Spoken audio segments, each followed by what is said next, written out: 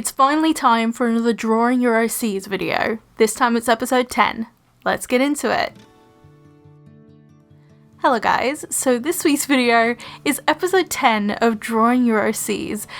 Now, I'm gonna say that it took me a while because the last episode was back in June and I do apologise for that. I've been getting requests upon requests to do episode 10, so that is what we're gonna do today. Before I talk about the OCs in this episode, I'm going to say that all the information to actually be a part of my Drawing Your OCs series will be down below in the description, and I recommend you read it if you want to get involved and send in your OC for me to draw in a future episode. Since this is a big milestone episode, it's going to consist of email entries, and also, because it's Inktober at the moment, I'm going to be using my Inktober supplies to do this Drawing Your OCs. Without further ado, let's introduce the first character. So the first character's name is Victor, and this is his story. Victor wasn't always a demon or a sin. In the beginning, he was an angel, a spirit of love and strength. He was the brother of the angel Gabriel, who was jealous of his power and thought that Victor was one of the gods. Victor was sent by God to help humans understand that love can be one of the most powerful weapons against your enemies. In the meantime, Gabriel had come up with the idea to make a deal with Lucifer. The plan was, if Lucifer was to use Victor's body and possessed him to make him do terrible things to humanity, then he could keep Victor and make him into his perfect fallen angel. Lucifer agreed, and once Victor had made it to Earth, he was possessed for 2 years and had forced Victor to do unspeakable things. God, however, had not known this, only seeing Victor to do these terrible deeds. He was furious, bringing Victor back to be given punishment. Victor's punishment was to be cast out of heaven, which made him into a demon, but due to the fact that he was brothers with an archangel and God could not take away his powers, Victor had transformed into an ascended demon, also known as a sin. He became the opposite of what he was before, becoming a sin of lust. The horn represents him being ascended as a sin. Victor's personality is flirty, but the serious gentleman who normally acts much like his clothing, with having a classy accent and a casual black suit. So when it came to choosing Victor as a character, I didn't necessarily want the most complicated character design because I kind of wanted to show you guys in this series that it does not have to be a complex design. But I chose this character not for the design, but for the story. I was so intrigued by this story. It just was such a really good interpretation of myth that I just could not let this character slip through my emails. Now, you might have noticed that I haven't said who this character is by, and that is because I didn't get any kind of social media links in the email. I just literally got a picture and his backstory. I think the person's name is Nick, because the name Nick is referenced both in the email itself as well as in the file name of the picture. So just a heads up, if you do send me your characters by email, it would be great to actually have a name so I could say this character belongs to this person, or somewhere where I can actually link to if you actually have some social media. So in terms of doing this video, there was a little bit of added pressure to it because my last video, the Inktober supplies and tips and tricks and stuff, actually was a video that did really well, and I was not expecting it to do as well as it did. I got quite a few new subscribers, which is awesome. If you're new, hello, welcome to my channel. I hope you enjoy the rest of my content. If you do like it and you haven't already, you can turn on those post notifications. I've heard recently YouTube did a big update and messed everybody's notifications up, which is absolutely great for me.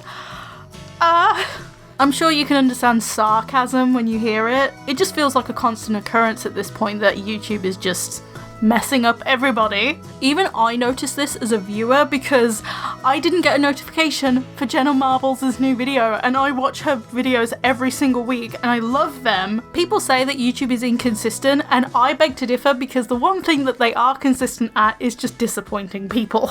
Anyway, the point of that little tangent was basically just to ask you guys, if you do have notifications turned on for my channel, I would appreciate it if you check whether it's set to all or personalized, and if you want to change it to all to get notifications for my uploads and live streams, that would be awesome. I know I always say it at the end of my videos, and I also add on to the fact that if YouTube works, which in this case just does not get more true. I am going to go through some of my process because it kind of gives you an insight into my Inktober process as well. It's not exactly the same, but it's kind of similar. So I started off sketching Victor in my sketchbook, very rough drafts in terms of composition. I kind of wanted to keep it similar to the original picture that I'd received because I'd only received one picture of Victor, so I only really knew what he looked like just above his shoulders, and that was it. So I pretty much had to make up the rest of it as I went along.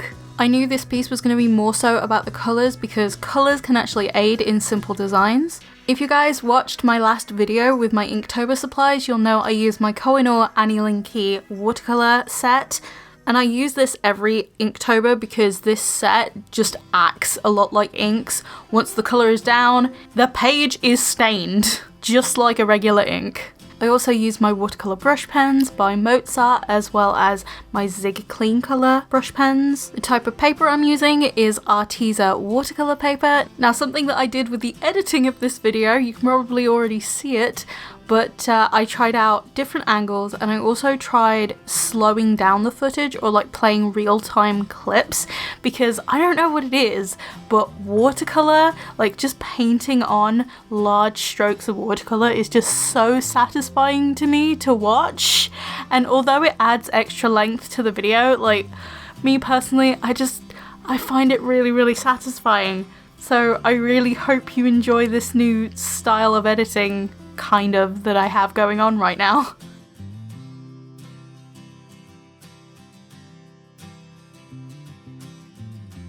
The next character belongs to Danny, also known as Odyssey on Instagram, and this is her character, Robin. From a young age, Robin was trained in combat by her father. She hated it. She knew her father was only doing this to prepare her for the future, but she didn't want the kind of future where fighting was her only option. Her mother, on the other hand, taught her how to use magic and its many useful properties. She showed Robin how to channel her magic through tools, cycling through charms, trinkets, and weapons, until she found the best tool that suited her.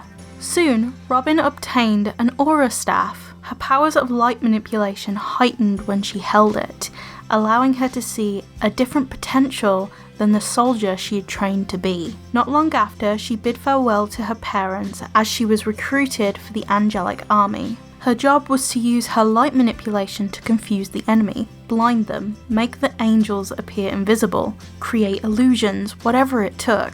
After the Ark War, she couldn't return home. She'd lost many friends along the way. Seeing the place they'd all grown up together felt impossible, so she started a journey around the realm of Ilm. She wrote to her parents often, but always found an excuse not to return home just yet. She learned many things during her journey, not least of which was how to paint. Eventually, her wings brought her to a curious-looking academy, with a notice out the front saying that they were in need of an art teacher. This certainly looked like a wonderful opportunity to meet new people. So Robin, she was a lot of fun to draw, I'm not gonna lie. However though, during that reading of her story, I definitely pronounced the name of that realm wrong. It's spelled IRNN, and I don't really know how to pronounce that. If I had to give it a second go, it would be Irin. That's probably wrong too.